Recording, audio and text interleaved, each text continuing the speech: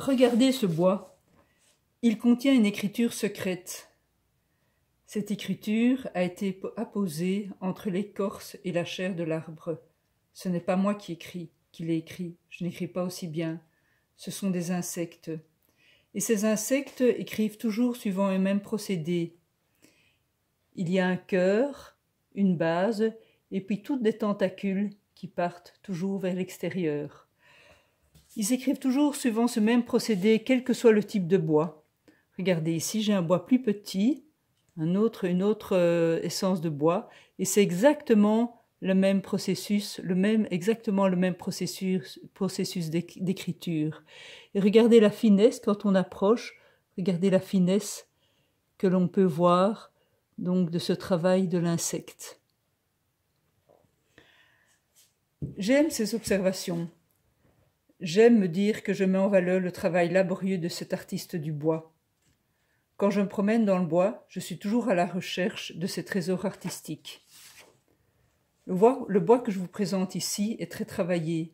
J'ai mis en évidence certains graffitis en y insérant de la couleur blanche, et d'autres sont restés dans la couleur naturelle du bois.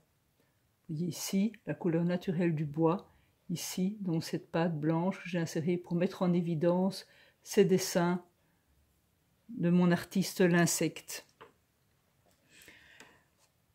Ceux que je n'ai pas mis en évidence avec cette pâte blanche, il faut les découvrir, il faut les regarder, on peut toucher aussi, on sent bien donc la texture du bois, on sent bien le travail de l'insecte. Mon travail artistique commence au moment où mon œil est accroché par une particularité.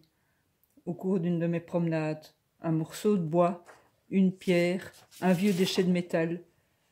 Je ramène ces trésors dans mon atelier et l'alchimie peut commencer. C'est un bonheur inouï pour moi que de revenir les sacoches de mon vélo pleines de ces trouvailles. Tout matériau ayant commencé à subir une dégradation est intéressant.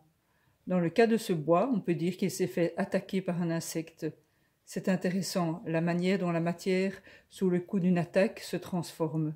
Comme la rouille sur le métal, les craquelures sur un bois brûlé, les patines sur les pierres soumises aux intempéries.